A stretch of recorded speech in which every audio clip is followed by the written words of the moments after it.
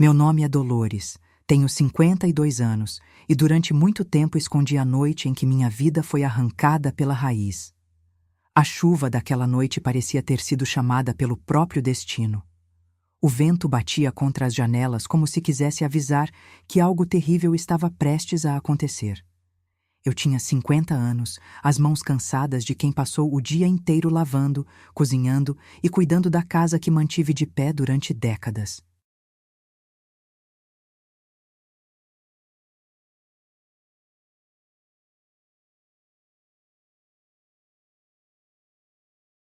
Ainda assim, foi naquele dia que descobri que nenhum esforço impede um coração ingrato de virar pedra.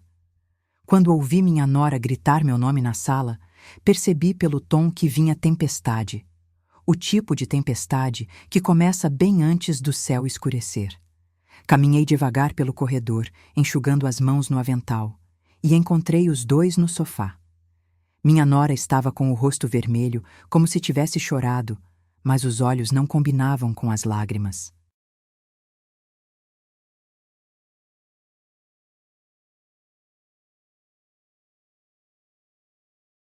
Pareciam calculados, frios, esperando o próximo golpe. Ela me acusou antes mesmo de eu sentar. Disse que eu estava mentindo sobre minhas dores nas pernas. Disse que eu inventava doenças para chamar a atenção do meu filho. Disse que eu vivia abrindo gavetas que não eram minhas, que eu estava tirando dinheiro da carteira dela. E o pior, disse que eu queria separar meu filho do casamento, que eu era venenosa, manipuladora, uma ameaça para a felicidade deles.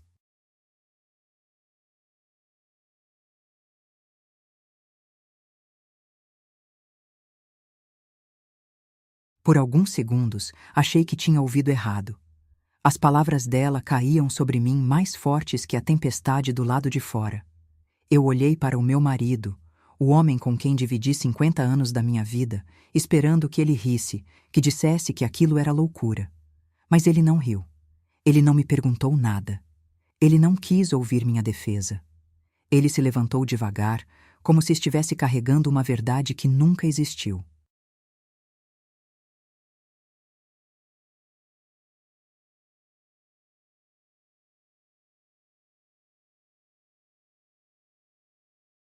Aproximou-se de mim com uma expressão que nunca tinha visto em seu rosto.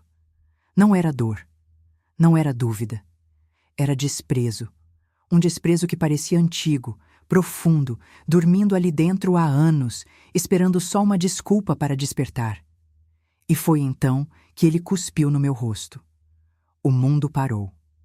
O barulho da chuva desapareceu, o vento desapareceu, até o som da minha própria respiração desapareceu.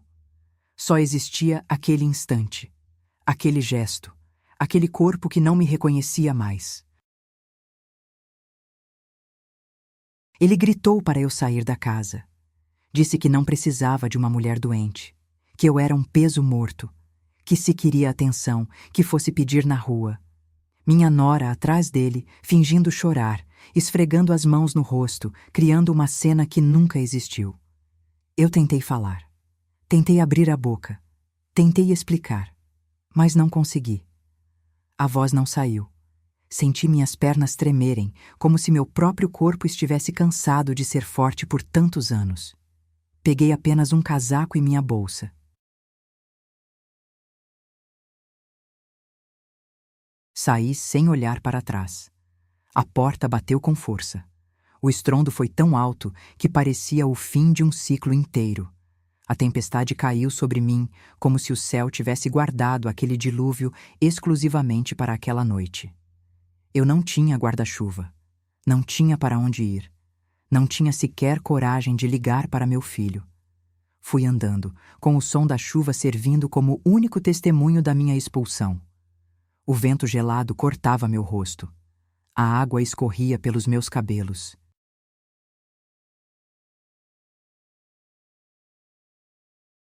Cada passo era um adeus silencioso. Eu me perguntava como uma mentira podia destruir uma vida inteira tão rápido. Como alguém que eu acolhi, que eu tratei como filha, teve coragem de me pintar como o pior tipo de mulher. E por quê? Caminhei até perder a noção do tempo. A rua estava deserta. Os carros passavam rápidos, espirrando água nas calçadas.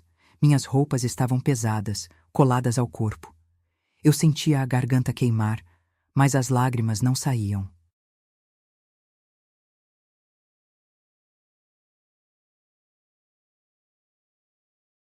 Acho que já tinha chorado tudo por dentro antes mesmo de perceber a dor. Aos poucos, as luzes das casas passaram a parecer distantes. Eu não enxergava direito. O frio era tanto que minhas mãos começaram a formigar. Sentei-me na entrada de um mercado fechado, tentando me abrigar.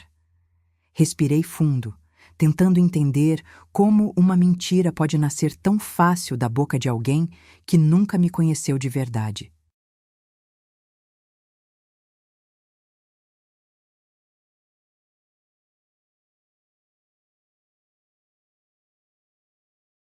2 horas depois, já completamente encharcada, decidi caminhar até a casa de uma vizinha antiga, 3 bairros acima.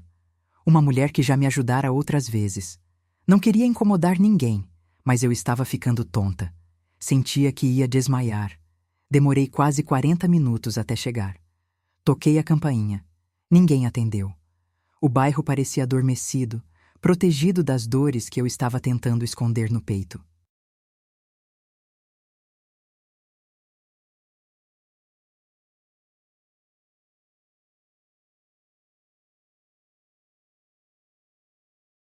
Sentei-me no banco da pracinha, respirando com dificuldade, sentindo meu coração bater devagar demais para a situação. E foi ali, naquele banco molhado, que ouvi meu telefone tocar dentro da bolsa. O número era desconhecido. Atendi mesmo assim, com a voz fraca. A pessoa do outro lado disse meu nome com urgência. Perguntou se eu estava segura. Perguntou onde eu estava. A voz estava trêmula, horrorizada. Eu não entendi nada. Perguntei o que estava acontecendo.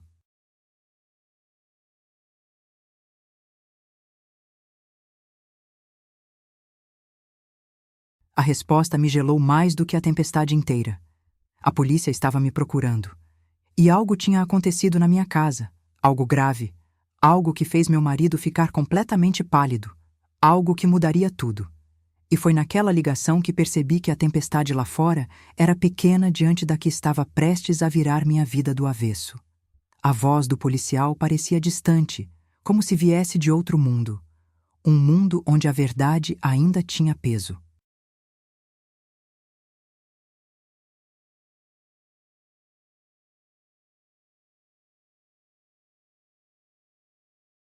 Ele pediu meu nome completo e confirmou minha identidade. Disse que eu precisava manter a calma. Mas como alguém mantém a calma quando a noite inteira já foi destruída antes mesmo do mundo acordar? Ele perguntou se eu estava ferida. Eu disse que não. Perguntou se eu estava sozinha. Eu disse que sim. Havia uma pausa estranha entre cada frase, como se ele escolhesse com cuidado o que podia ou não me contar. E então ele soltou. Havia ocorrido um incidente na minha casa.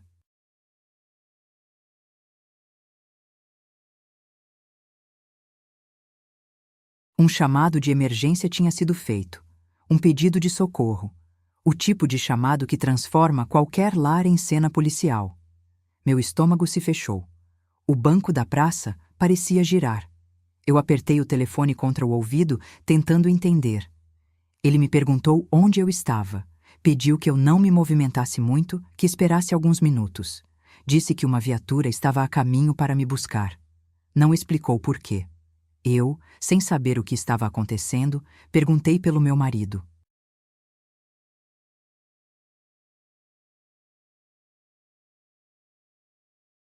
A voz do policial mudou. Ele hesitou. E quando finalmente falou, parecia escolher as palavras como quem segura algo perigoso nas mãos. Seu marido passou muito mal. Aquilo atravessou meu peito como um raio. Mesmo depois do que ele fez comigo, mesmo depois da humilhação, da expulsão, do cuspe no rosto, ele ainda era o homem com quem dividi 50 anos de vida. E por mais que a dor fosse profunda, meu coração não sabia desligar amor como quem apaga uma luz. Perguntei se ele estava vivo. O policial disse que sim, mas em estado de choque. Choque profundo. Um estado que, segundo ele, tinha começado segundos depois de eu sair de casa. Eu tentei entender. Perguntei o que aconteceu. A resposta foi curta. Estamos investigando. E desligou. Fiquei ali, imóvel, ouvindo o barulho da chuva batendo no metal do ponto de ônibus. A praça estava completamente vazia. As luzes tremiam com o vento. A água fria escorria pelo meu casaco. Eu me senti pequena, velha, abandonada.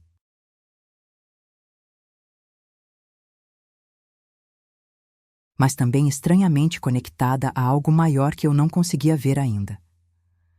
Poucos minutos depois, uma viatura dobrou a esquina. As luzes refletiram nos poços de água como fios vermelhos iluminando a noite. O carro parou diante de mim. 2 policiais desceram. Um deles colocou um casaco extra sobre meus ombros. O outro me ajudou a entrar no banco de trás. Nunca imaginei que estaria dentro de uma viatura policial por causa de minha própria família.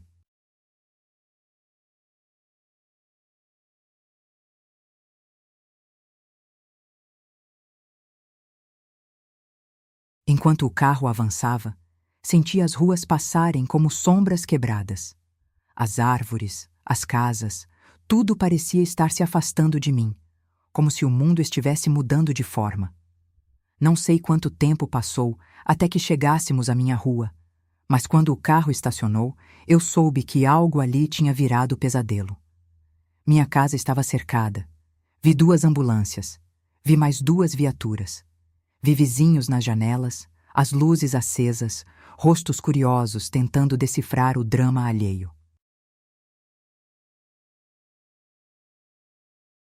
Vi uma maca sendo retirada. Meu coração subiu pela garganta até doer. Eu procurei meu marido com os olhos. Ele estava sentado na soleira da porta, coberto com um lençol térmico, tremendo como uma criança perdida. O rosto dele não parecia mais o do homem que me expulsou. Estava branco. Branco como papel. Branco como medo. Quando ele me viu saindo da viatura, seus olhos se arregalaram. Ele tentou levantar, mas não conseguiu. Ficou preso a si mesmo, como se algo o puxasse para baixo. Aproximei-me lentamente, com as pernas tremendo. Os policiais me seguraram com cuidado, como se tivessem medo que eu caísse. Meu marido abriu a boca como se quisesse falar algo, mas nada saiu. Nada além de um gemido rouco, quebrado, quase infantil. Eu não entendia o que estava acontecendo. Até que o investigador-chefe veio na minha direção. Um homem sério, olhar cansado, como quem já viu o pior do mundo e não se surpreende mais com nada. Ele me pediu para respirar fundo.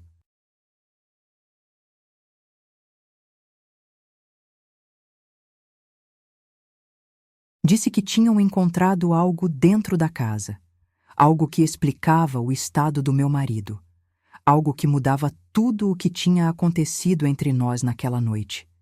Quando ouvi, minhas pernas falharam. A verdade que ele revelou não só desmontou o que minha nora havia criado, mas abriu a ferida real que ninguém queria enxergar.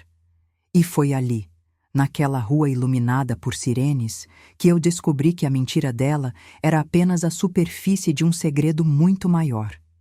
Um segredo que não era meu. Um segredo que não pertencia a mim. E que, quando veio à tona, fez meu marido cair de joelhos e perder toda a cor do corpo.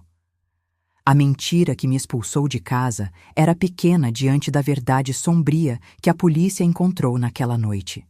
As luzes das sirenes desenhavam riscos vermelhos na parede da minha casa, como se o próprio tempo tivesse sido marcado com sangue.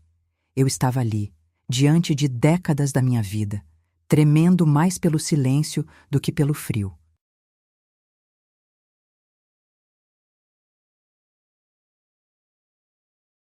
Os policiais andavam de um lado para o outro, falando baixo, anotando, fotografando, tentando costurar um enigma que eu ainda não entendia.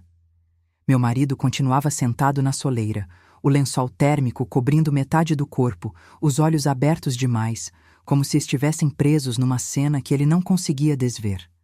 Ele não olhava para mim. Parecia ter medo de encarar qualquer coisa que respirasse. O investigador-chefe se aproximou.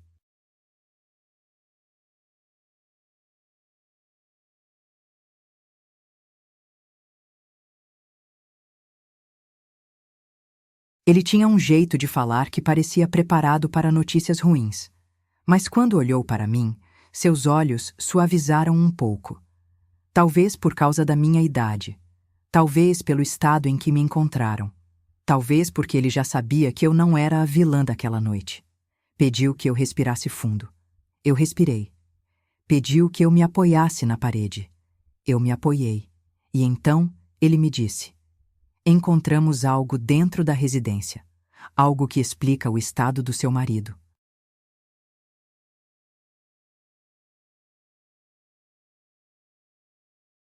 E algo que contradiz completamente as acusações contra a senhora. Foi como se o chão sob meus pés tivesse se deslocado. Eu, que já estava destruída pela mentira da minha nora, agora estava diante de uma revelação que eu não conseguia imaginar. Tentei perguntar o que era. Minha voz falhou. O investigador fez sinal para que um dos policiais se aproximasse com um envelope. Ele abriu o envelope devagar, como quem carrega uma ferida aberta.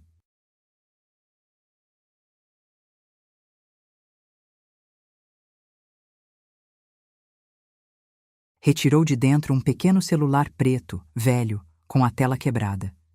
Eu o reconheci imediatamente. Era o celular do meu marido, aquele que ele dizia ter perdido 2 semanas antes. Lembro dele revirando a casa inteira, acusando até o vento de ter levado. Mas não estava perdido. Foi encontrado embaixo da cama do quarto de hóspedes. E não estava desligado. Os olhos do investigador se fixaram nos meus antes de continuar. Existe um vídeo dentro desse aparelho. Um vídeo de alguns minutos.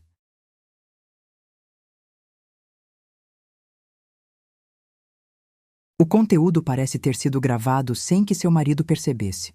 O arquivo foi encontrado aberto no visor quando nossa equipe chegou.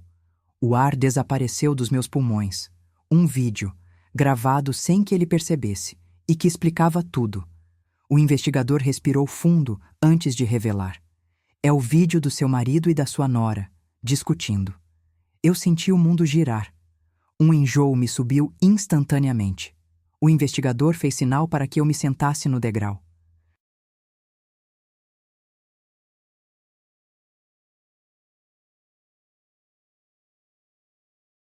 Eu obedeci porque minhas pernas já não eram mais confiáveis. Ele continuou. No vídeo, a senhora não aparece. Seu nome, no entanto, aparece muitas vezes. E sua nora a instrui sobre o que deve ser dito para seu marido. Ela força uma narrativa. Força uma narrativa. Meu peito apertou. Ele explicou. Parece que sua nora convenceu seu marido de que a senhora representava um risco, que a senhora inventava doenças, que manipulava o filho. Ela usa palavras muito duras. Palavras que, pelo tom do vídeo, seu marido não questionou. Ele parece frágil, medo, confuso, medo, confuso. Meu marido? O investigador, vendo meu choque, completou. O vídeo mostra sua nora claramente dizendo: se você não se livrar dela hoje, eu mesma faço isso acontecer. E você sabe do que estou falando. Meu corpo inteiro gelou. No mesmo instante, meu marido levantou a cabeça. Seus olhos buscaram os meus, mas logo desviou, como se encarasse algo monstruoso dentro de si mesmo. Ele colocou as mãos no rosto e começou a balançar a cabeça, repetindo baixinho: eu não sabia. Eu não sabia. Eu não sabia. Eu não me movi. Não toquei nele. Não consegui. O investigador continuou. O vídeo termina com sua nora se levantando, apontando para a porta e dizendo que tudo aconteceria naquela noite. E então, cerca de 20 minutos depois, a equipe médica foi chamada para atendê-lo. Seu marido entrou em colapso emocional quando assistiu ao vídeo pela primeira vez. Foi encontrado em estado de choque profundo, incapaz de falar, apenas repetindo que havia cometido um erro terrível. Minha boca secou. Então, ele viu. Ele viu a verdade. E percebeu que me expulsou por causa de uma mentira. Mas ainda havia algo que eu não entendia. Algo que me corroía por dentro. Perguntei ao investigador: por que me chamaram? O que ainda está acontecendo dentro da minha casa? Ele respondeu com uma calma que só tornava tudo pior. Porque sua nora não está mais lá. E não sabemos onde ela está. Um silêncio pesado caiu sobre nós. O vento uivou entre as árvores, levantando folhas encharcadas. As pessoas nas janelas fecharam as cortinas. A noite parecia conter a respiração. Eu não sabia o que sentir. Medo, raiva, confusão, cansaço. A verdade, quando chega atrasada, pesa 2 vezes mais.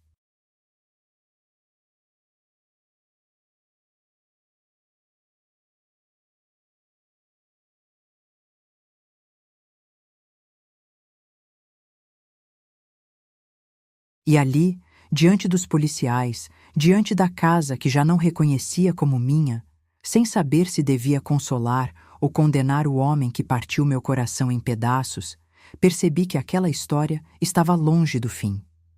O investigador, então, me fez a pergunta que mudaria tudo. A senhora deseja entrar na casa?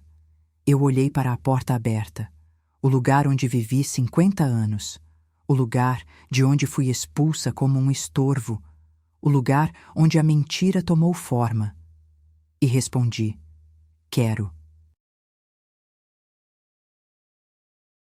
Porque a verdade, mesmo quando dói, ainda é minha, e eu precisava vê-la, com meus próprios olhos.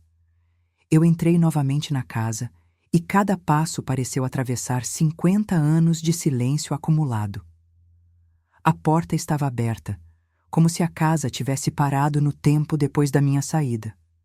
A madeira ainda gotejava com a água da tempestade. O corredor estava iluminado pela luz amarela que sempre deixei acesa, uma mania antiga para que ninguém tropeçasse.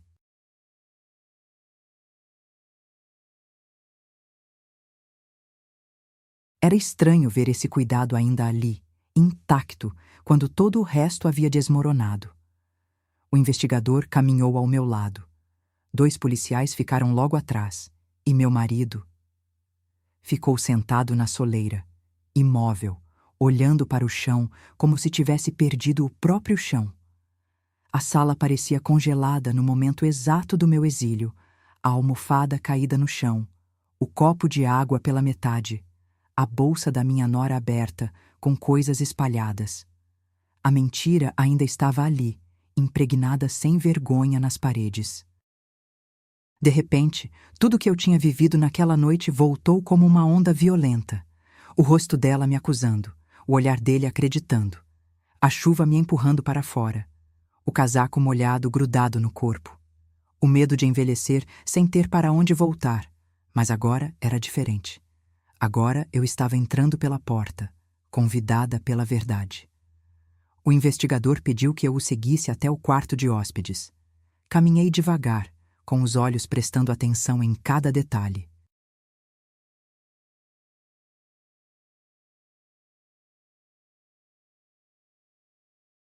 A casa parecia observar meus passos. Era estranhamente silenciosa, como se também estivesse esperando a próxima revelação. Quando chegamos ao quarto, vi o celular do meu marido sobre a cama. A tela quebrada refletia a luz de forma irregular, como se a própria imagem daquilo tivesse sido ferida. O investigador me perguntou se eu queria ver o vídeo. Meu coração bateu mais forte. Eu queria, eu precisava, mas não sabia se aguentaria. Mesmo assim, respondi: quero ver. A verdade não me mata mais. Já morri o suficiente esta noite. Ele apertou o play. O vídeo era curto, mas cada segundo era uma faca sendo empurrada lentamente. Minha nora estava em pé, no canto do quarto, a voz baixa, mas firme. Ela falava como quem sabe exatamente o que está fazendo. como quem já destruiu outras vidas antes. Dizia ao meu marido que ele precisava escolher, ou ela ou eu. Repetia que eu era um estorvo, que eu atrapalhava a paz da casa, que eu fazia o filho dela se afastar. Que eu precisava ser removida por bem ou por mal. Meu marido, no vídeo, parecia pequeno, encolhido, assustado. Repetia que não queria problemas, que só queria paz, que estava cansado. E foi então que ela soltou a frase que congelou meu sangue. Se você não se livrar dela hoje, eu mesma resolvo isso. E você sabe o que eu posso fazer. A ameaça ficou flutuando no ar como um veneno invisível. Eu tapei a boca com a mão. O investigador pausou o vídeo. Disse que aquela frase tinha sido suficiente para abrir investigação formal.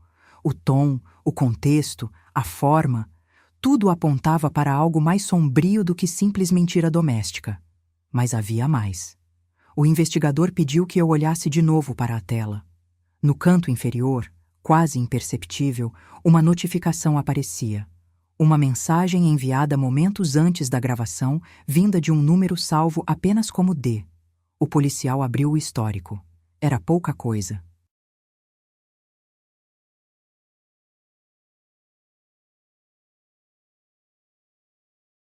Mas o suficiente para pintar um quadro ainda mais sinistro.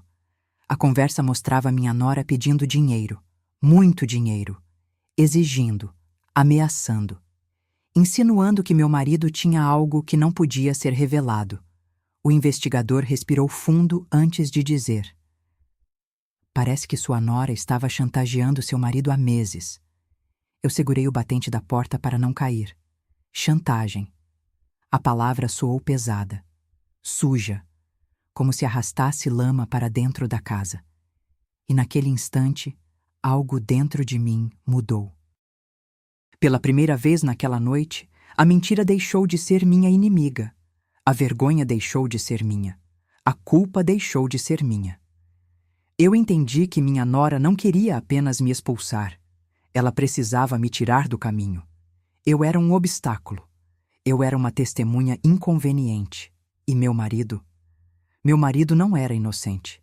Mas também não era o monstro que eu tinha imaginado ao sentir o cuspe dele no meu rosto.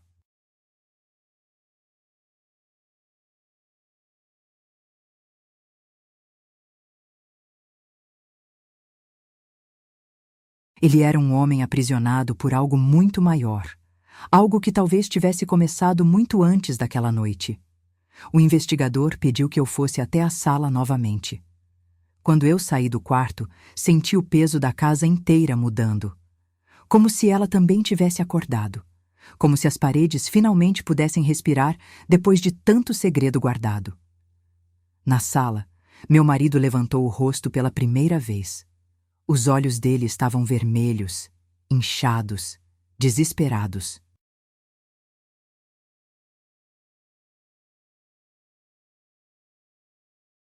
Quando me viu, tentou se aproximar, mas parou no meio do caminho, como se o chão entre nós fosse um espelho quebrado. Ele abriu a boca e conseguiu dizer apenas: "Me perdoa. Eu não sabia. Ela disse que... Ela disse que ia arruinar minha vida. Eu deixei o medo me cegar. Eu destruí você." Mas eu não respondi. Não ainda. A ferida era profunda demais para a resposta. O investigador então me avisou: "Tem mais uma coisa que a senhora precisa saber. O coração na minha garganta." Ele continuou: "A ambulância não veio apenas por causa do seu marido. Recebemos um chamado anônimo dizendo que alguém dentro da casa poderia estar armado. Ao chegarmos, encontramos sinais de luta no corredor. O problema é que sua nora já não estava mais aqui. E o chamado anônimo veio do telefone dela. Meu sangue gelou. Minha nora fugira. Mas antes de fugir, ela pediu socorro. E isso significava apenas uma coisa: a história ainda ia virar novamente."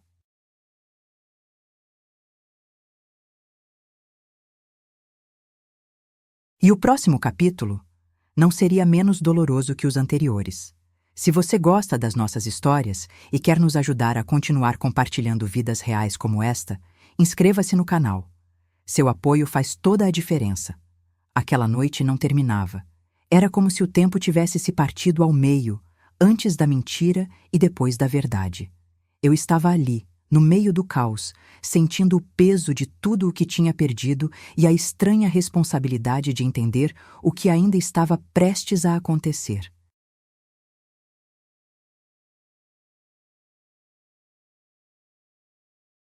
A chuva havia diminuído, mas o vento ainda soprava forte, levantando galhos e sacudindo as folhas como se quisesse varrer a rua inteira.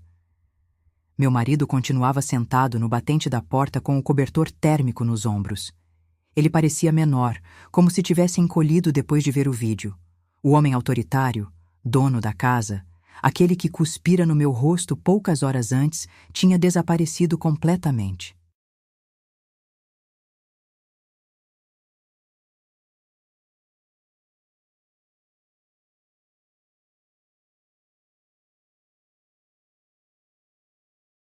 O que restava era alguém quebrado, assustado, tentando juntar os próprios pedaços com mãos trêmulas. O investigador pediu que eu me aproximasse de novo. Havia mais perguntas a responder, mais detalhes para entender, mas eu ainda estava processando a informação de que minha nora havia fugido. Fugido depois de ligar para a própria polícia, alegando risco de vida, fugido depois de ameaçar meu marido, fugido depois de criar aquela mentira que quase destruiu minha alma.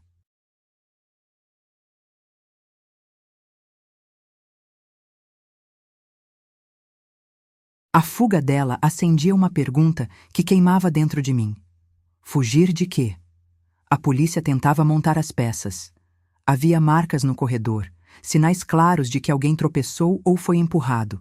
Uma cadeira caída, a toalha da mesa rasgada e a bolsa da minha nora jogada no chão, aberta, com coisas faltando.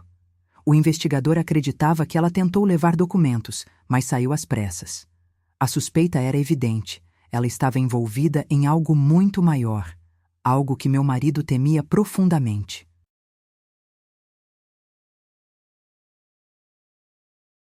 O investigador pediu que eu respirasse fundo e tentasse lembrar da última semana, do último mês, de qualquer comportamento diferente. Eu olhei para o chão, tentando pescar lembranças entre poeira e dor. Lembrei de pequenas coisas. Meu marido desaparecendo algumas tardes. Meu filho evitando falar de dinheiro. Minha nora chegando com bolsas novas, roupas caras que nunca batiam com o salário dos dois. Lembrei de discussões abafadas atrás da porta do quarto deles.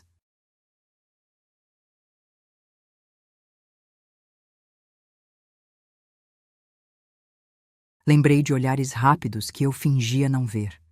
Lembrei de comentários soltos, fragmentos que na hora não significaram nada, mas agora brilhavam como alarmes tardios. Perguntei ao investigador o que achava que estava acontecendo. Ele não respondeu de imediato. Caminhou até a janela, observou a rua silenciosa e então disse: "Não é só mentira de família, é algo mais profundo." Sua nora estava envolvida em chantagens. Ela pressionava seu marido com ameaças.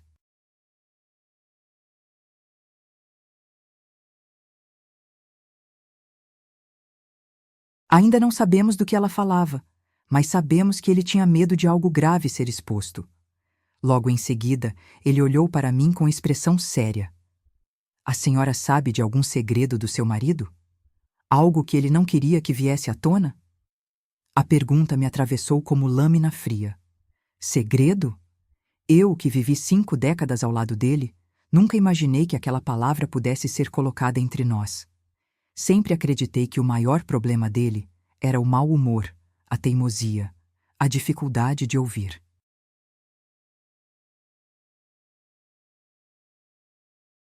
Nunca pensei que houvesse algo escondido, algo que pudesse destruir tudo. Respondi que não sabia, porque era verdade. A única coisa que conhecia profundamente era a nossa rotina. Ele acordava cedo, lia jornal, reclamava da inflação, tomava café amargo, Ajeitava os óculos, trabalhava. Voltava para casa cansado, jantava, dormia, a repetição de uma vida inteira.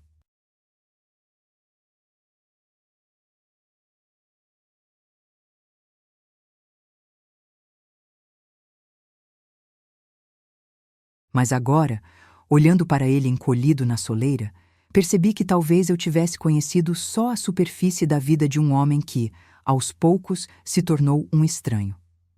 O investigador então caminhou até ele. Seu marido levantou os olhos devagar, como se estivesse reencontrando um passado que tentou esquecer. O investigador perguntou diretamente: "O que sua nora tinha contra o senhor?" Meu marido abriu a boca, mas o som não saía.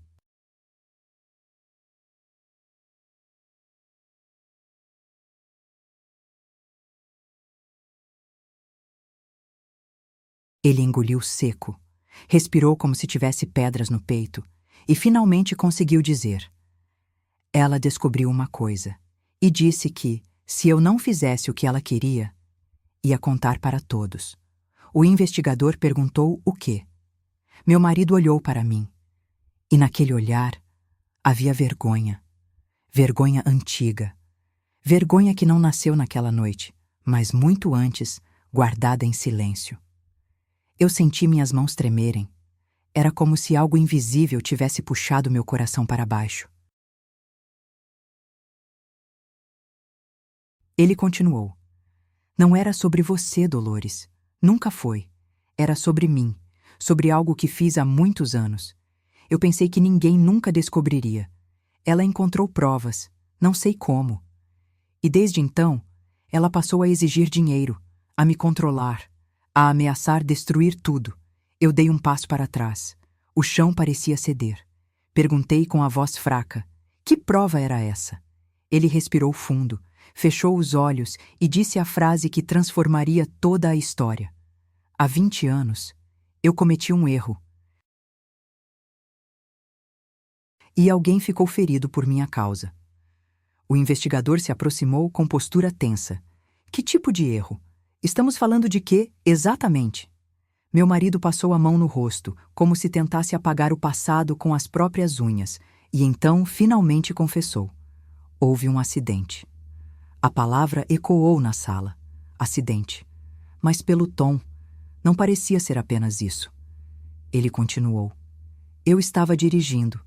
Não devia estar. Fiz algo que prometi nunca contar. E alguém se machucou.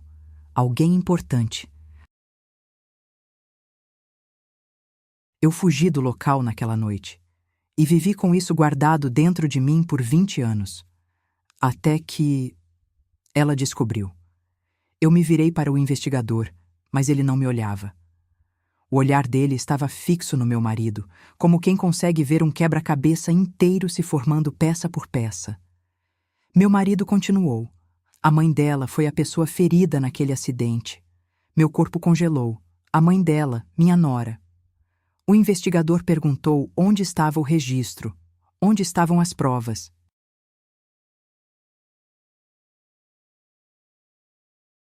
Meu marido disse que ela tinha tudo: fotos, documentos, anotações, datas, que ela guardava tudo para destruí-lo quando fosse conveniente. Eu não conseguia respirar direito. A mãe da minha nora foi ferida por meu marido, 20 anos antes de ela entrar na nossa vida. O destino é cruel. Às vezes, ele espera décadas para fechar um círculo. Aquele casamento nunca foi sobre amor. Nunca foi sobre parceria. Nunca foi sobre felicidade. Foi sobre vingança.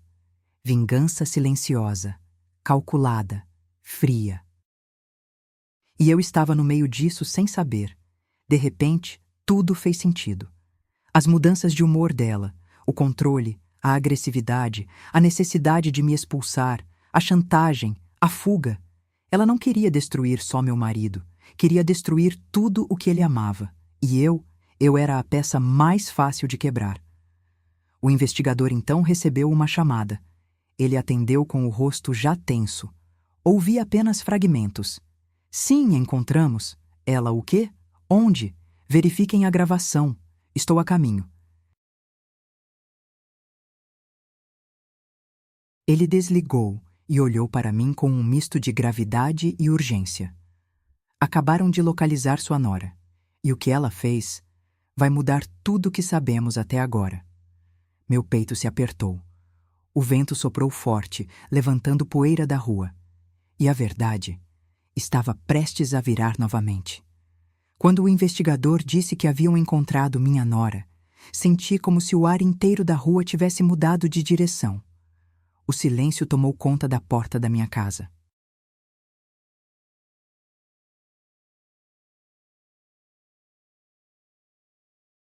Meu marido levantou o rosto devagar, como se esperasse ouvir sua condenação final. Eu, parada no meio da sala, sentia minhas mãos frias e pesadas. Tudo dentro de mim dizia que a descoberta não seria pequena. Aquele tipo de frase nunca vinha acompanhada de boas notícias. O investigador respirou fundo antes de explicar. Sua nora foi vista saindo apressada da região, mas não fugiu completamente. Ela entrou em um prédio abandonado a 2 quadras daqui. Temos imagens de uma câmera de segurança.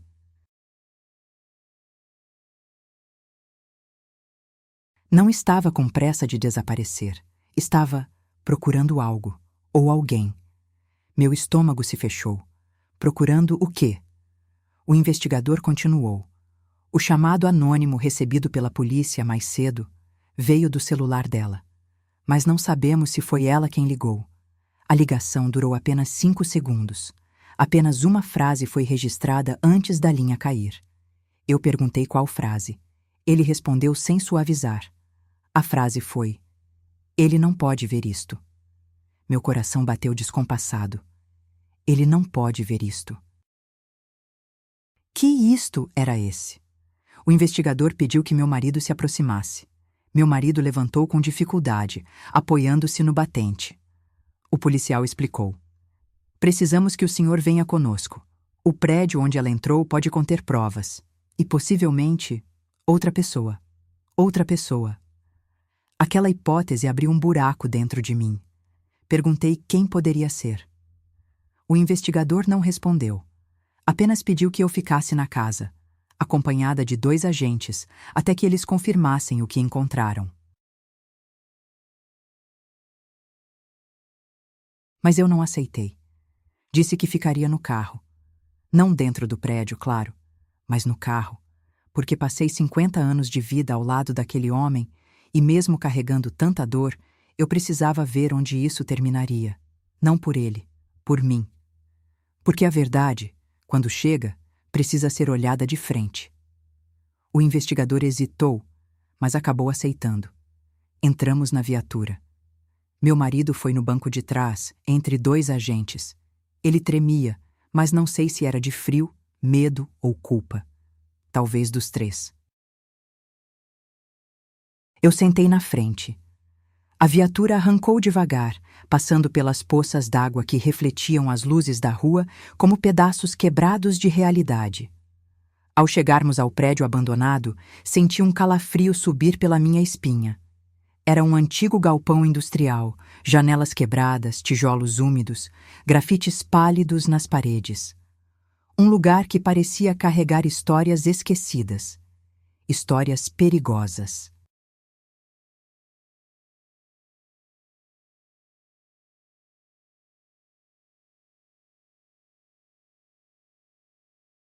A chuva fina batia no telhado de metal, fazendo um som oco que parecia anunciar algo que eu não queria ouvir. A equipe tática já estava posicionada ao redor. Lanternas iluminavam a escuridão. O investigador conversava com eles, analisando as imagens da câmera. Havia um vídeo curto mostrando minha nora entrando pela porta lateral. Ela parecia tensa. Olhava para trás a todo momento. Mas não parecia fugir de nada. Parecia procurar. Eu fiquei no carro, com a janela entreaberta, ouvindo o vento. O cheiro de ferrugem e terra molhada invadia o ambiente. Era um cheiro pesado, de coisa antiga, de tempo parado. E então, de repente, a voz do rádio estourou. Encontramos algo. O investigador correu para a entrada. Meu marido levantou no banco, tentando enxergar pela janela, com os olhos arregalados. Eu segurei a borda do painel, sentindo meu coração bater no pescoço. Minutos depois, o investigador saiu do galpão. O rosto dele estava diferente.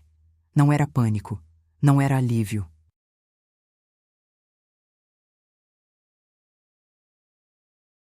Era algo mais profundo. Algo que misturava surpresa, repulsa e compreensão tardia. Ele veio até o carro e pediu que eu descesse.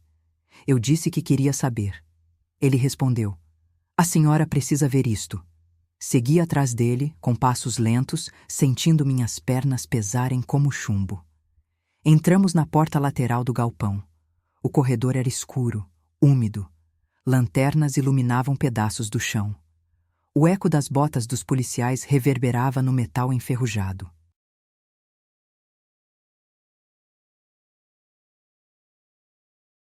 E então, chegamos a um pequeno cômodo no fim do corredor.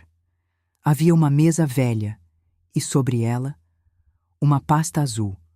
Uma pasta suja, desgastada, como se tivesse sido carregada por muitos anos. O investigador abriu a pasta e lentamente espalhou o conteúdo sobre a mesa. Eu senti o mundo desaparecer. Havia documentos, recortes de jornal, fotografias amareladas, certidões, mapas, endereços, datas e, no centro de tudo, um dossiê inteiro sobre o acidente de 20 anos atrás. Meu marido, o homem que eu amei, estava envolvido em algo muito maior do que um acidente comum. Havia investigação suspensa. Havia testemunhas intimidada. Havia um nome repetido várias vezes, o nome da mãe da minha nora. E no canto da mesa, um envelope pardo com uma única frase escrita à mão: "A verdade sempre volta." O investigador apontou para outra folha, a que mais me deixou sem ar. Era a cópia de uma denúncia formal, nunca enviada, denúncia de tentativa de homicídio, assinada pela mãe dela. Mas o mais aterrador não era a denúncia. Era o laudo anexado. Um laudo dizendo que aquela mulher não sobreviveu ao acidente. Minha nora não apenas perdeu a mãe. Ela cresceu acreditando que meu marido tinha sido responsável pela morte dela e que tinha fugido impunemente. Meu corpo inteiro tremeu. Me apoiei contra a parede. O galpão girou ao meu redor. O investigador segurou meu braço para que eu não caísse. Minha nora não procurava vingança apenas por raiva. Era por luto, por dor.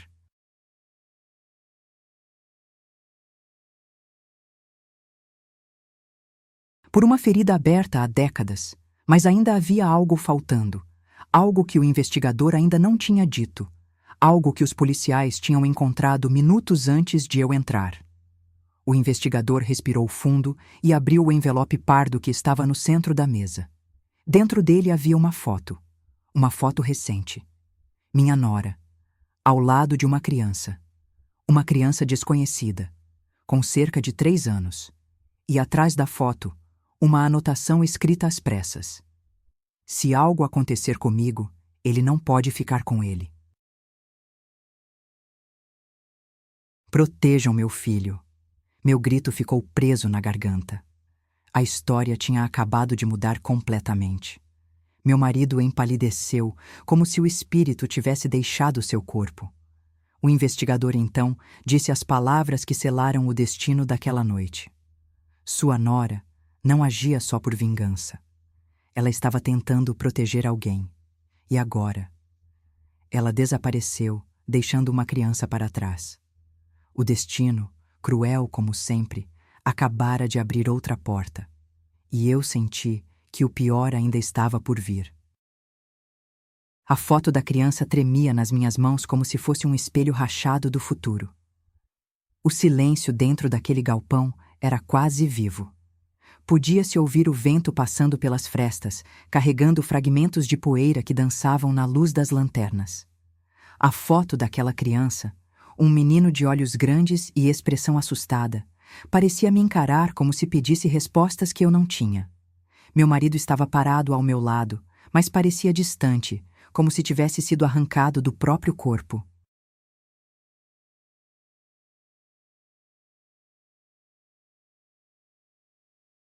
Ele repetia frases desconexas, tentando entender como a vida dele tinha se transformado em um labirinto que ele mesmo ajudou a construir, tijolo por tijolo, mentira por mentira.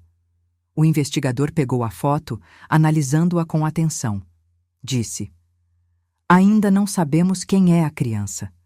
Não sabemos se é filho dela ou se foi deixado sob os cuidados dela.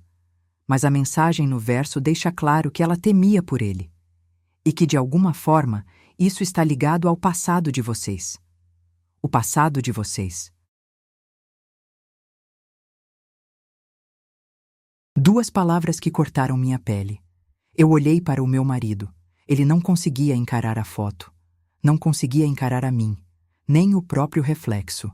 O investigador continuou: "Precisamos encontrá-la. E rápido.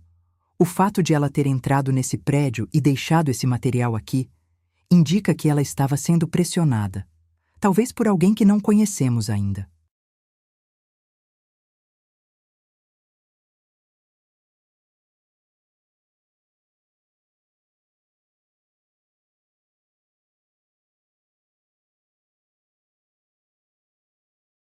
Pressionada por quem? Por quê? Se ela era a chantagista, quem a estava chantageando também? A pergunta se formava lenta, pesada, como um trovão distante que ainda não explodiu. O investigador pediu que eu e meu marido esperássemos do lado de fora enquanto eles analisavam o restante do galpão. Eu caminhei pela porta lateral com as pernas bambas. O vento frio bateu no meu rosto, clareando meus pensamentos, mas não aliviando a angústia. A rua estava deserta.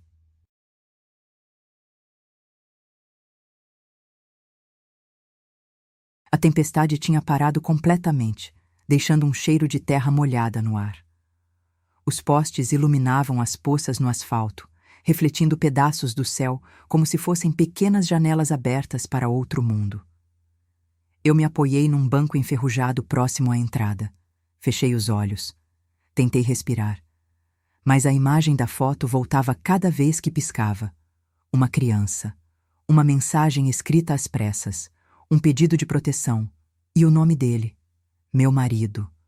O homem que me expulsou naquela noite. O homem que cuspiu no meu rosto. O homem que guardou um segredo capaz de destruir gerações. Nesse momento, ouvi passos atrás de mim. Meu marido havia saído do galpão. Caminhou devagar até onde eu estava. Ele parecia ter envelhecido 20 anos naquela noite. Os ombros caídos, os olhos opacos, a voz quebrada. Ele sentou ao meu lado e disse: "Dolores, eu não sabia. Eu juro que não sabia que ela tinha uma criança." Eu não respondi. Não sabia se merecia resposta. Ele continuou, com a voz mais baixa ainda: "Eu errei. Errei feio. Com ela. Com você. Com todo mundo. Mas aquele acidente... Eu não queria machucar ninguém. Foi um erro. Um erro covarde. Eu devia ter parado. Eu devia ter confessado. Mas tive medo. Muito medo." Eu virei o rosto devagar para ele e perguntei: "E quando ela te achou? Quando descobriu a verdade?" Ele fechou os olhos. Disse que a primeira vez que ela apareceu em nossas vidas, ele quase desmaiou, que reconheceu o sobrenome dela na hora. Que achou que ela tivesse vindo exigir justiça. Mas ela veio com outro plano. Um plano elaborado, estudado, cheio de pequenas portas que se abriam uma após a outra, até transformá-lo num prisioneiro do próprio passado. Ele continuou: "Eu tentei consertar. Dei dinheiro, fiz o que ela mandava. Mas quanto mais eu dava, mais ela pedia. E quando ameaçou envolver você, eu me desesperei. Não sabia o que fazer. Eu me levantei do banco. Senti o ar frio entrar pelos meus pulmões como uma lâmina fina. Respondi: "Você sabia, sim. Sabia que ao me expulsar estava escolhendo a mentira dela em vez de me olhar nos olhos. O medo não te cegou. A culpa te amarrava há anos. Eu só fui o alvo mais fácil." Ele abaixou a cabeça. A sombra do poste caía sobre ele como um manto pesado. De repente, ouvimos os policiais chamando o investigador. Uma voz ecoou pelo galpão. Achamos outra coisa. Venham ver. Meu coração acelerou. O investigador correu de volta para dentro. Eu segui atrás, com meu marido logo depois. Os policiais estavam em uma sala lateral, menor, com paredes marcadas por infiltração. No chão havia uma caixa de madeira, aberta. Dentro da caixa havia um gravador. Um aparelho velho, daqueles que usávamos nos anos 80 para registrar reuniões. Um dos agentes apertou o play. A voz que saiu de lá fez meu sangue congelar. Era a voz da minha nora. Fraca, tremendo, mas clara. E ela dizia: se você está ouvindo isso, significa que ele descobriu. Significa que eu não consegui sair a tempo. Não deixem meu filho com ele. Não deixem ele se aproximar. Ele é perigoso. Ele fez com minha mãe. Ele vai fazer comigo também. Eu sei que vai. Eu senti o olhar dele ontem. Ele sabe que eu encontrei a última prova. Ele sabe que não posso mais ficar calada. Pare. Repetição. Ele sabe. Ele sabe. O investigador pausou a gravação e disse: isto muda tudo.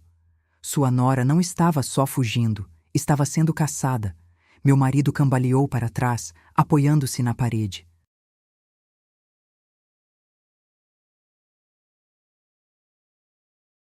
Eu coloquei a mão na boca, sentindo meu coração quebrar pela milésima vez naquela noite. Porque a pergunta agora já não era: por que ela mentiu? A nova pergunta era: quem estava tentando silenciá-la? E mais perigoso ainda: por quê? O investigador se virou para nós e completou. Pelo teor dessa gravação e pela forma como ela fala, sua nora acreditava que alguém queria matá-la. E acreditava que esse alguém estava mais perto do que imaginávamos. A partir daquele momento, nada mais era seguro. Nem o passado, nem a verdade, nem a casa em que vivi 50 anos, nem o homem ao meu lado, nem a noite que ainda estava longe de terminar. A gravação da minha nora se tornou uma sombra viva dentro daquele galpão, uma presença que respirava entre nós. O eco da voz dela continuava na sala, mesmo depois de o gravador ser desligado. Era como se suas palavras tivessem impregnado o ar, agarrando-se às paredes frias, exigindo que fossem ouvidas mais uma vez. O investigador pediu silêncio. Mas o silêncio, naquela hora, parecia barulho demais. Meu marido deslizou até o chão, sentado com as costas contra a parede, a cabeça entre as mãos. Os ombros tremiam. Não sei se era culpa, medo ou a certeza de que o passado finalmente cobrava sua dívida. Talvez os três. Talvez algo ainda maior. Eu não me aproximei. Talvez porque naquele instante eu não era esposa, nem vítima, nem companheira. Eu era testemunha. Testemunha de um segredo tão pesado que poderia enterrar uma família inteira.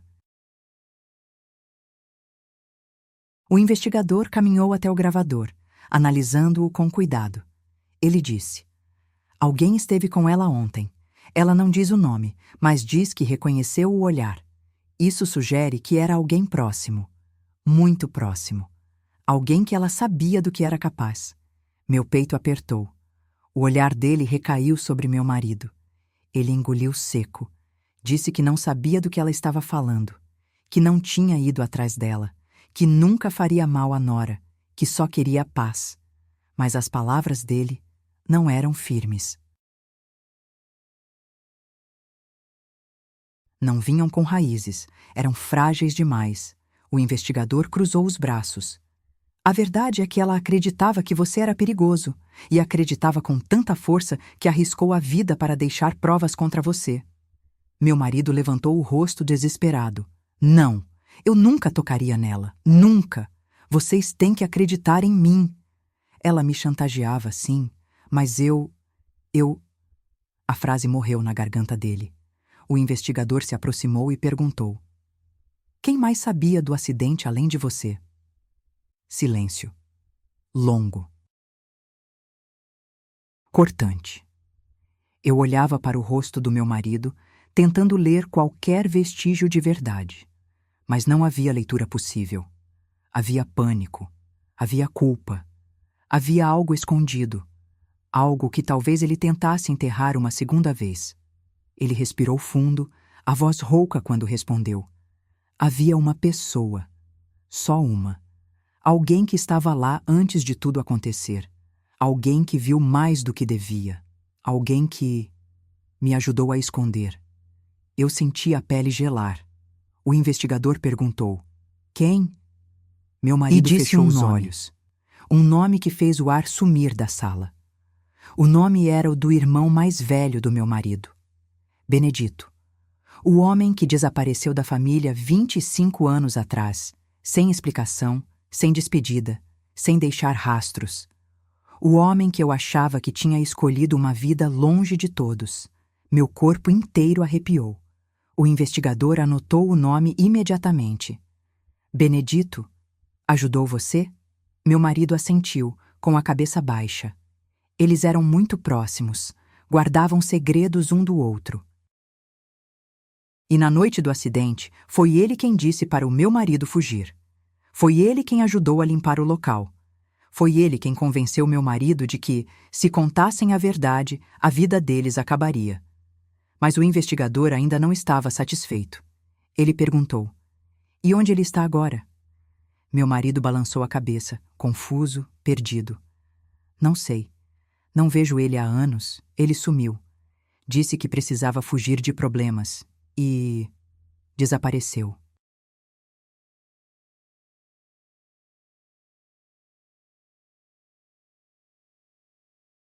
O investigador ficou em silêncio por alguns segundos, olhando para o gravador, a pasta, a foto da criança. E então disse: se sua nora acreditava que alguém queria matá-la, e se ela sabia sobre o acidente, e se ela mencionou o que ele descobriu, não estava falando de você, estava falando de Benedito. A revelação caiu como uma lâmina afiada. Meu marido empalideceu. Ele repetiu o nome do próprio irmão, como se tentasse reconhecer aquele rosto esquecido pelo tempo.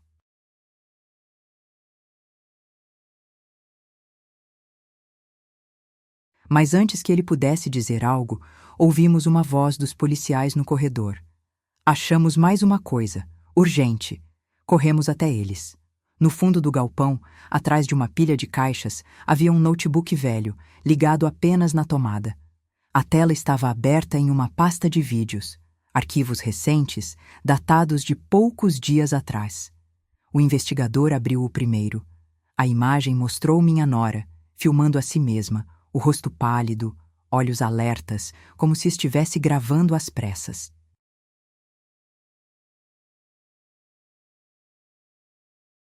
Ela dizia: descobri que ele voltou, o homem daquela noite, o homem que ajudou, o irmão. Ele apareceu perto da minha casa ontem. Ele não falou comigo, só me olhou. Mas eu reconheço aquele olhar. O mesmo que descreviam nos registros antigos. O mesmo olhar frio, vazio. Ele sabe que eu sei demais. Sei até onde ele estava todo esse tempo. Sei que ele... O vídeo cortou. O arquivo estava corrompido. O investigador tentou abrir o segundo vídeo, mas também estava danificado. 2 minutos iniciais apenas. Depois, tela preta. O terceiro arquivo não abria. Todos iniciavam da mesma forma. Ela tremendo, tentando explicar, tentando avisar, até que um deles se abriu por completo. E esse mudaria tudo. Minha nora aparecia num corredor, a câmera tremida, como se estivesse fugindo de alguém. A respiração dela era ofegante. Ela dizia repetidas vezes: ele está aqui. Ele está aqui. Ele voltou. Atrás dela, um som de passos ecoava. Passos pesados, passos determinados. Ela virou a câmera por um segundo.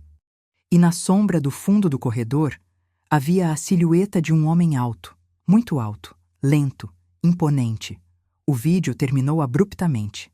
O investigador desligou o notebook e disse: temos agora uma terceira pessoa nesta história.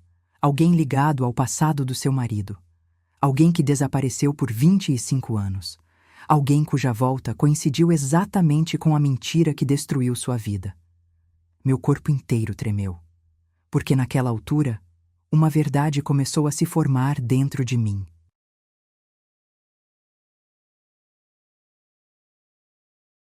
A mentira da minha nora não nasceu da maldade, nasceu do medo. E o medo dela não tinha o rosto do meu marido, tinha o rosto de Benedito, o irmão que o passado engoliu, o homem que ela viu naquela noite, o fantasma que voltou depois de décadas. A pergunta, agora, queimava em todos os cantos da sala. Se ele voltou, onde ele está? E mais terrível ainda, onde está o na minha nora? O investigador olhou para todos nós e disse: a partir de agora, estamos lidando com um caso potencialmente letal. E a próxima decisão pode significar a vida ou a morte de alguém. Quando a polícia declarou que agora era uma corrida entre a vida e a morte, o mundo perdeu as bordas. Nada mais era estável. Nada mais era seguro. Saímos do galpão enquanto o vento noturno soprava, como se quisesse apagar todos os vestígios daquela descoberta. As nuvens se moviam rápido, como se corressem atrás de algo invisível. Eu olhava para aquelas sombras enormes no céu e sentia que o perigo não estava mais apenas lá fora.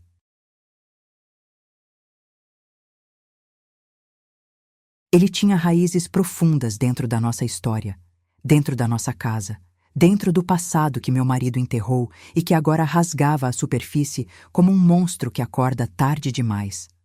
O investigador reuniu a equipe no meio da rua, sob a luz quebrada de um poste. O clima era de urgência, a tensão vibrava no ar. Ele nos explicou. Temos 3 fatos comprovados. Primeiro, sua nora reuniu provas contra alguém. Segundo, ela deixou mensagens de alerta, claramente com medo.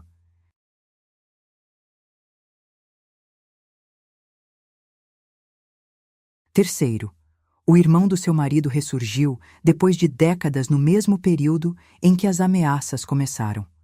E então ele disse a frase que gelou todos nós. Acreditamos que Benedito encontrou sua nora antes de desaparecer novamente. Meu marido cambaleou um passo para trás, como se o nome do próprio irmão fosse uma pancada.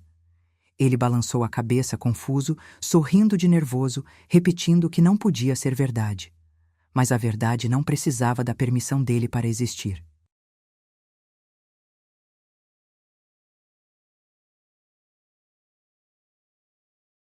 O investigador se aproximou de nós, encarando meu marido nos olhos. Você disse que ele sempre foi instável, que carregava uma raiva antiga, que não tinha limites quando se sentia ameaçado. Quer revisar isso agora? Meu marido engoliu seco e não disse nada. Eu nunca o tinha visto tão pequeno, tão diminuído, tão transparente em seu pânico. A polícia então anunciou o próximo passo. Vasculhar cada rua próxima. Entrar em galpões, depósitos, prédios abandonados. Buscar qualquer rastro dela. E principalmente, qualquer sinal dele. Eu fiquei dentro da viatura por alguns minutos enquanto a equipe se organizava. Olhava pela janela, vendo os policiais correrem de um lado para o outro, ouvindo vozes pelo rádio, sons de portas sendo abertas, passos apressados. E então, no meio desse caos, meu marido se aproximou da janela. Ele colocou a mão no vidro e disse algo que nunca imaginei ouvir daquela boca. Dolores. Eu queria ter sido um homem melhor.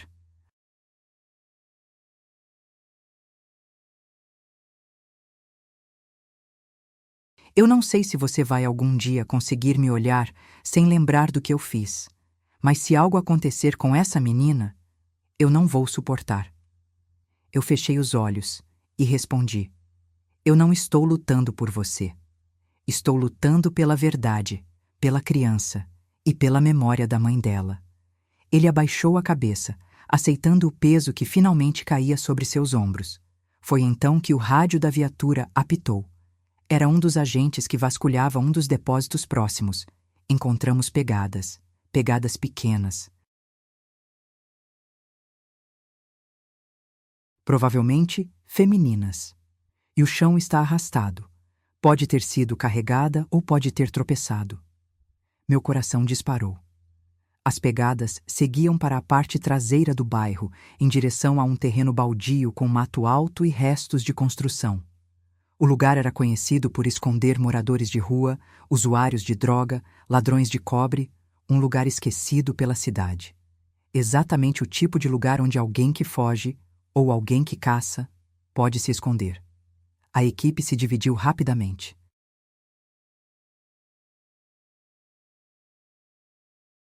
Alguns seguiram as pegadas, outros protegeram o perímetro. O investigador correu adiante com lanterna em punho. Eu não consegui ficar parada. Saí da viatura e caminhei atrás deles, mesmo tentando manter distância. E então, o vento mudou. Eu senti.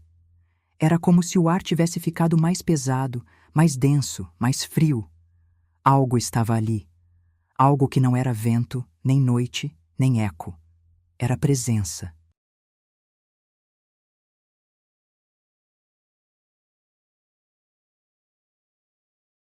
Os policiais começaram a chamar a atenção para uma cerca arrebentada que levava a um galpão menor, ainda mais deteriorado. Havia marcas no solo, riscos, uma trilha feita às pressas e, perto da porta entreaberta, um objeto no chão, pequeno, vermelho, de tecido. Eu reconheci antes de qualquer policial abaixar para pegar. Era a faixa de cabelo da minha nora.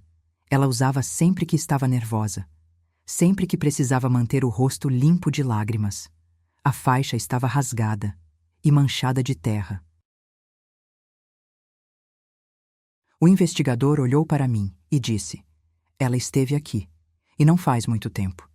Meu marido se aproximou, olhando para o tecido como se fosse uma sentença. Foi aí que algo chamou a atenção de um dos policiais no fundo do terreno. Uma luz. Um brilho fraco.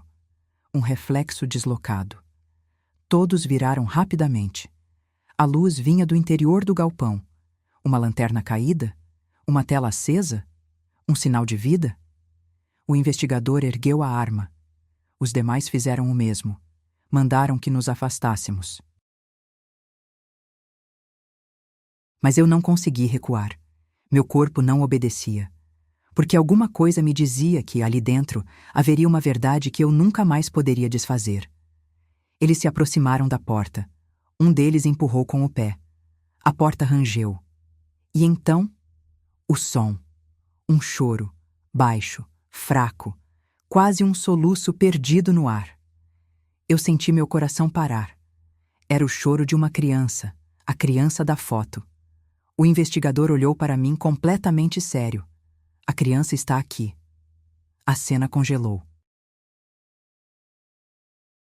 E antes que qualquer um pudesse dar outro passo, um vulto passou pela janela traseira.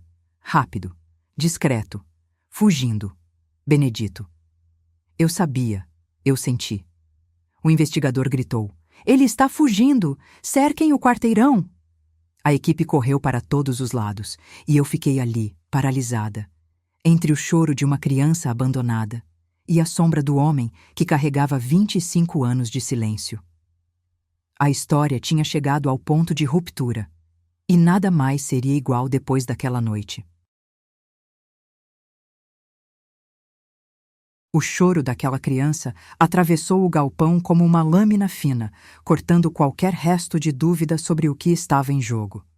Os policiais invadiram o galpão com lanternas erguidas, movendo-se como sombras rápidas entre o entulho e as paredes rachadas. Meu coração acompanhava cada passo deles, batendo pesado, doído, como se quisesse sair do peito para alcançar aquela criança antes que o pior acontecesse. O choro era contínuo, fraco, carregado de medo. Não era um choro de fome, nem de frio. Era um choro de abandono, o som de alguém muito pequeno que já sabia que o mundo podia ser cruel. O investigador avançou primeiro, e eu, mesmo proibida, dei alguns passos para dentro. O ar tinha cheiro de mofo, ferrugem e tensão.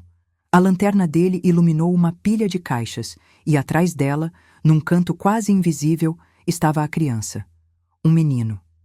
3 anos, talvez. Camisa suja, rosto molhado, olhos enormes, negros, apavorados. Ele tremia tanto que seus dedos batiam uns nos outros. O investigador se ajoelhou e estendeu a mão devagar, numa tentativa de não assustá-lo. O menino encolheu o corpo, puxando os joelhos contra o peito. Era como se esperasse ser ferido, como se já tivesse visto coisas demais para alguém tão pequeno. Eu levei a mão ao rosto, tentando segurar o choro. A cena era insuportavelmente humana, insuportavelmente injusta.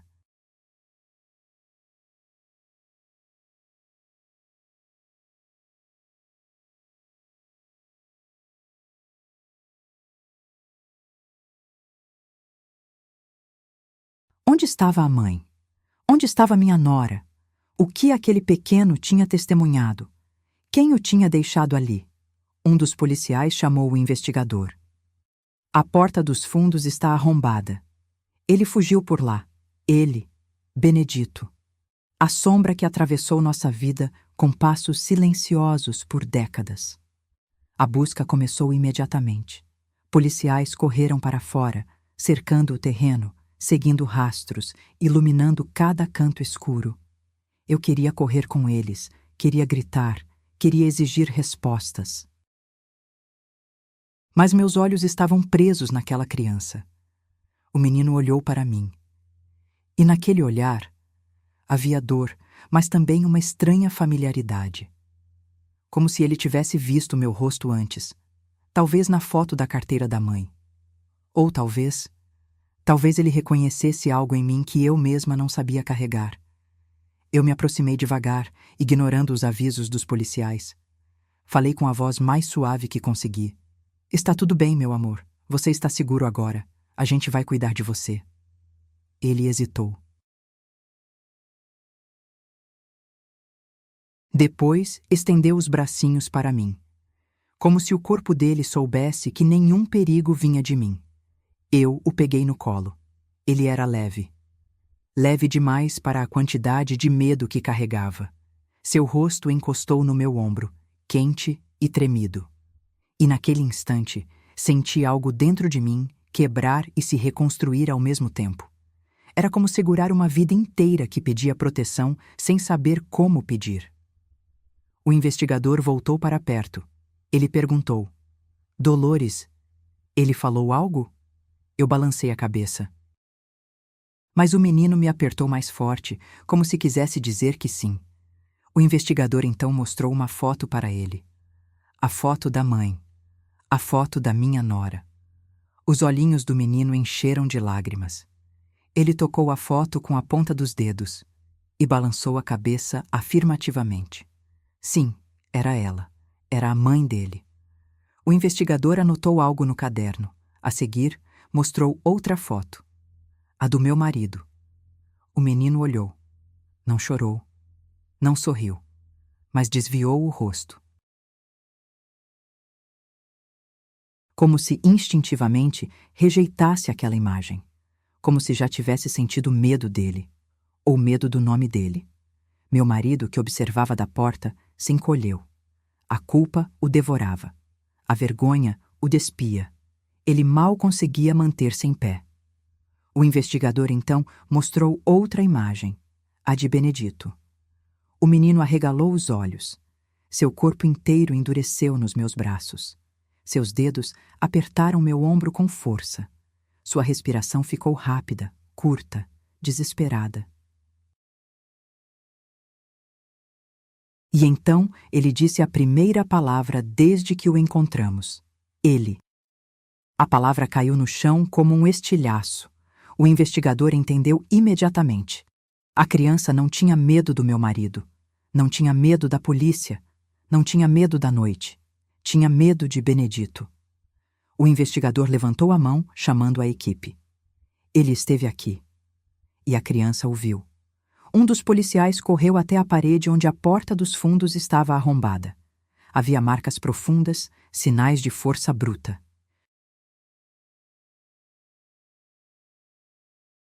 Benedito não passara ali como alguém que foge. Passara como alguém que carrega uma intenção. A pergunta era: qual? Machucar a criança? Machucar a mãe? Silenciar quem sabia demais? Terminar o que começara 20 anos antes? Eu segurei o menino com mais força. Senti o coração dele batendo rápido, desesperado, procurando um ritmo seguro para se esconder. O investigador se aproximou de mim outra vez. Dolores, precisamos tirá-lo daqui agora. Ele está em risco. E você também. Eu queria perguntar se minha nora estava viva, se estavam perto, se ainda havia tempo. Mas antes que eu pudesse, outro policial apareceu correndo, gritando: "Achamos algo! Venham rápido!" A equipe inteira correu em direção ao fundo do terreno. Eu, com o menino no colo, segui atrás, com o coração disparado. E ali, atrás de uma pilha de blocos quebrados, estava uma peça final do quebra-cabeça.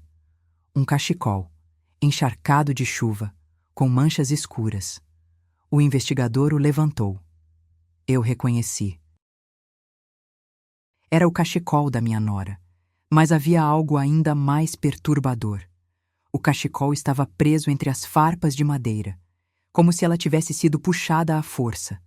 O investigador olhou para mim, tenso, mais sério do que jamais estivera naquela noite. Dolores, ela não saiu daqui por vontade própria. Aquele cachecol era um pedido de socorro silencioso, e se havia uma chance dela estar viva, ela estava nas mãos de Benedito, o mesmo homem que fugira da cena 20 anos atrás. O mesmo homem que ajudara a enterrar a verdade, o mesmo homem que agora caminhava novamente pela escuridão, carregando o que restava daquela vingança. A noite estava chegando ao limite, e nós também. A madrugada parecia não ter fim, como se o tempo tivesse parado para assistir ao desfecho de um segredo que demorou 20 anos para nascer. O cachecol da minha nora tremulava na mão do investigador como um estandarte de tristeza.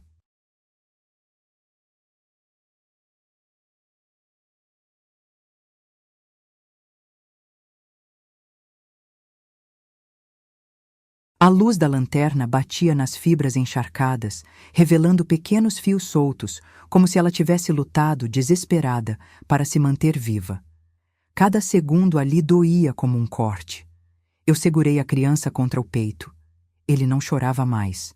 Apenas respirava rápido, encostado no meu ombro, como se soubesse que, no instante em que parasse, algo terrível se aproximaria. Meu marido estava imóvel, pálido, apoiado numa parede. Ele mal parecia ouvir o que acontecia ao redor.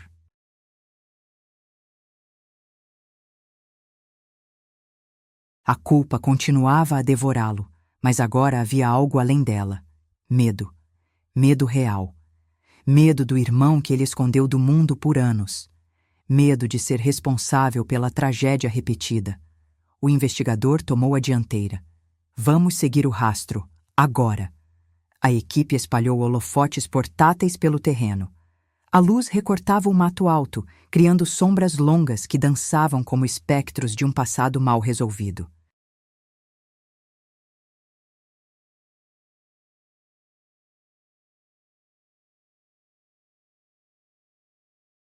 O rastro do cachecol levava até um estreito corredor de concreto semiaberto, restos de uma construção abandonada.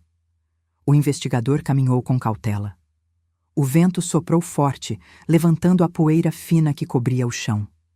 E então, as pegadas apareceram. Uma sequência irregular, como se alguém cambaleasse, pegadas pequenas, de mulher. E ao lado delas, pegadas grandes, profundas, espaçadas, as de Benedito. O investigador nos segurou para trás. Fiquem aqui. A partir daqui, pode ficar perigoso demais. Mas eu não obedeci mais. Eu disse: ela é minha nora, e essa criança é sangue dela. Eu preciso ver o fim disso, com meus próprios olhos. O investigador hesitou, e então respondeu: venha, mas ao meu lado. Meu marido quis seguir, Mas o investigador proibiu. Você não é seguro, nem para ela, nem para si mesmo. Ele ficou, derrotado, observando enquanto eu seguia com a criança nos braços. Cada passo naquele corredor parecia mais pesado que o anterior.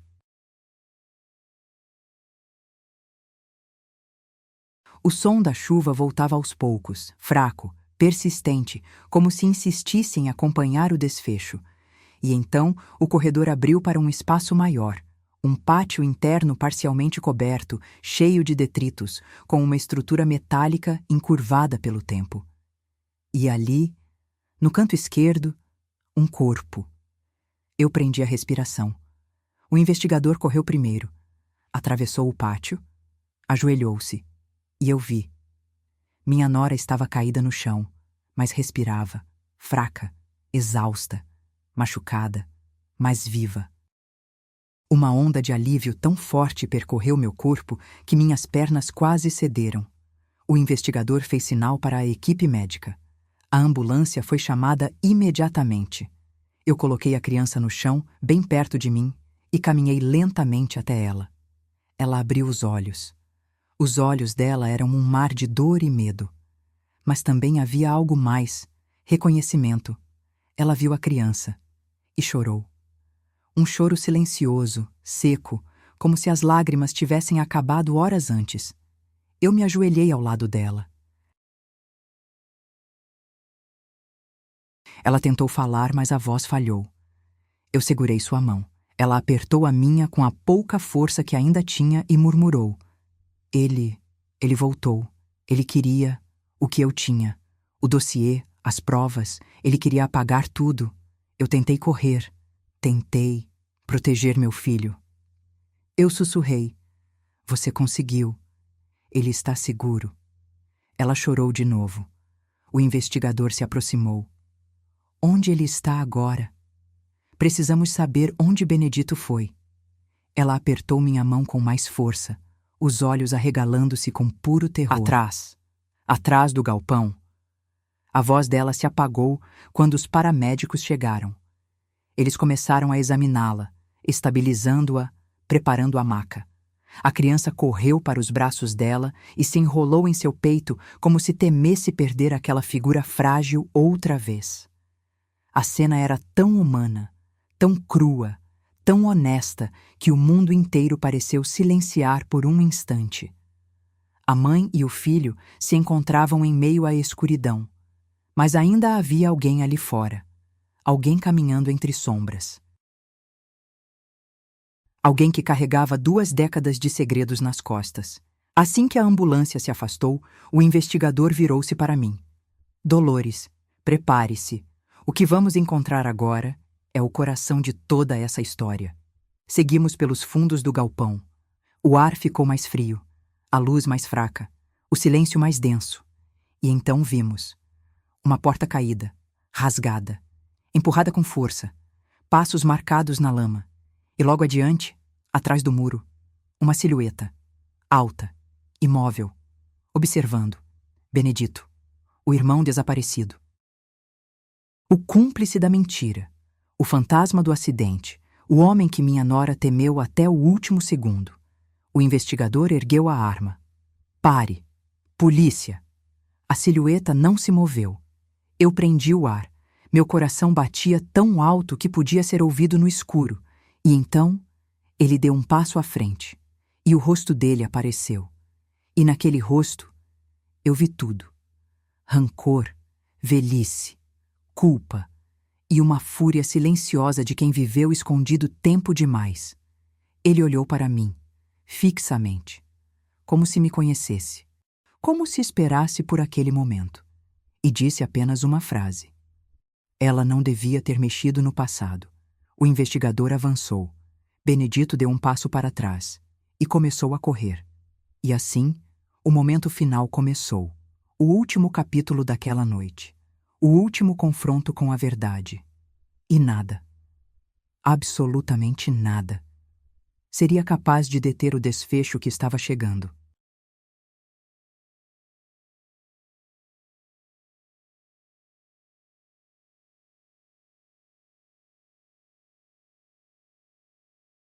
Quando Benedito correu, a madrugada pareceu se partir em duas, antes dele fugir, e depois dele finalmente ser encontrado.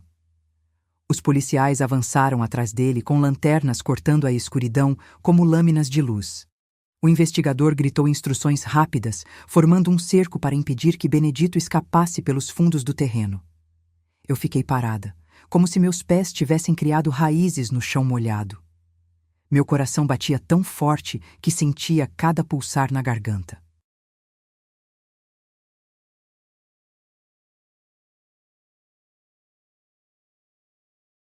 O passado inteiro corria na frente da polícia. 25 anos de silêncio ganhando forma humana, fugindo por vielas escuras como um animal acuado. Benedito correu por trás do muro, pulou sobre restos de concreto e entrou num corredor de metal enferrujado que levava ao limite do terreno. Mas a polícia estava preparada. 2 viaturas bloquearam a saída. Holofotes iluminaram a área inteira. E então ele parou. O investigador apontou a arma.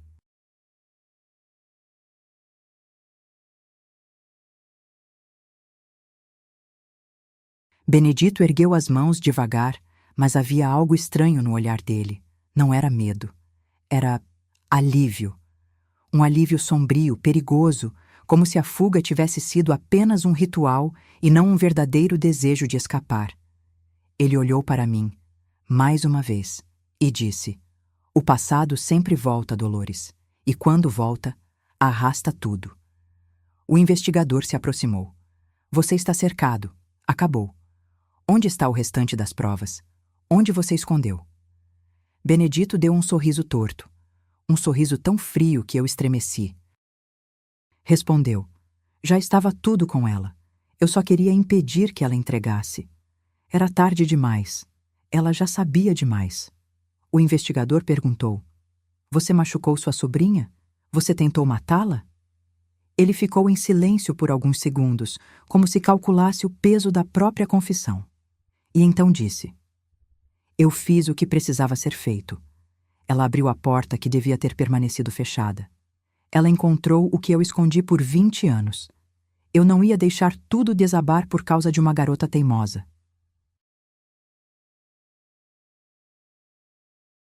Meu sangue gelou. O investigador avançou. Benedito continuou olhando para mim. "E você, Dolores? Você nunca soube quem realmente dormia na sua cama. Achava que seu marido era um santo. Ele só parecia limpo porque eu carreguei a sujeira por ele. Eu escondi, eu encobri, eu menti, eu sumi para que ele pudesse continuar vivendo como se nada tivesse acontecido." Olhei para o meu marido, que estava sendo segurado por 2 policiais para não desmoronar no chão.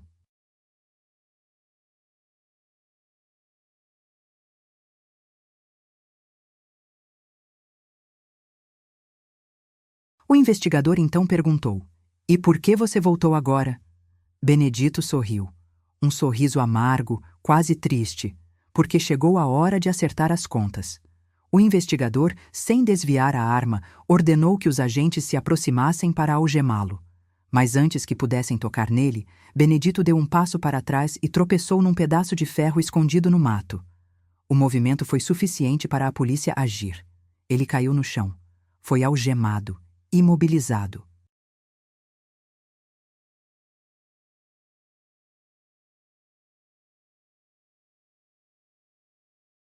E a escuridão que o cercava pareceu finalmente se dissolver.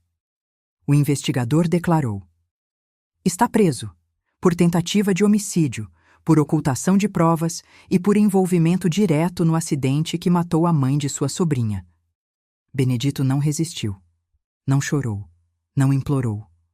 Apenas fechou os olhos, como se estivesse cansado demais para continuar carregando aquele fardo.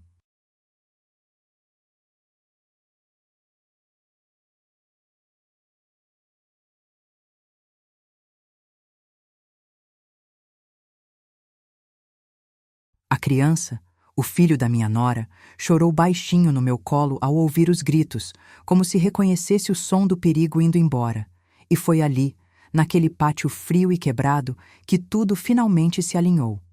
Minha nora não mentiu por maldade. Mentiu porque estava com medo.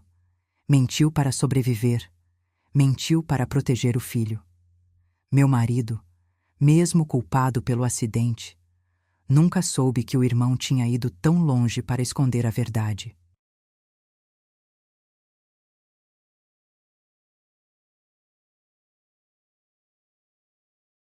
E eu fui expulsa de casa não por quem eu era, mas pela teia de mentiras que dois homens criaram muito antes de eu existir. A ambulância chegou novamente para levar minha nora. Ela estava consciente o suficiente para ver o filho uma última vez antes de partirem para o hospital. Quando ela me olhou, seus olhos diziam tudo. Obrigada. Cuide dele. Não me deixe desaparecer como minha mãe desapareceu. Eu toquei sua mão. Ela apertou a minha com força.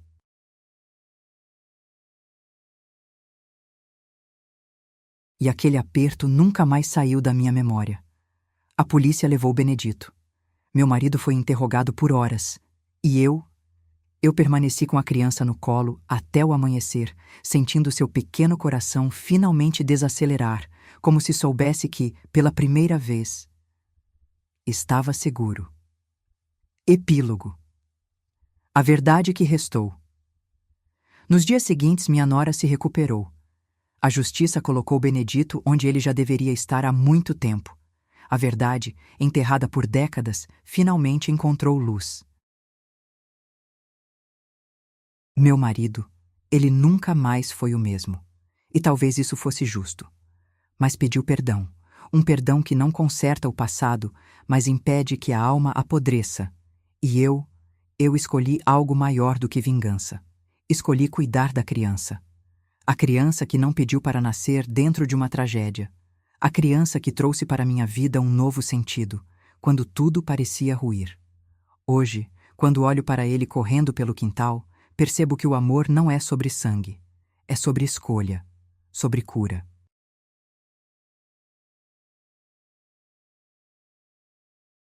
Sobre quebrar o ciclo que outros criaram. A vida me ensinou naquela madrugada. A verdade pode destruir, mas também pode libertar. E às vezes, o que chamamos de fim é apenas o começo de um novo caminho. Obrigada por ter assistido até o final. Se você chegou até aqui, meu coração agradece. Obrigada por ouvir minha história, por sentir comigo, por caminhar ao meu lado até o último capítulo. Se quiser continuar recebendo histórias reais, profundas e humanas como esta, se inscreva no canal. Isso nos ajuda a continuar compartilhando vidas, dores e renascimentos. Histórias que nos lembram que nunca é tarde para recomeçar. Obrigada, de verdade.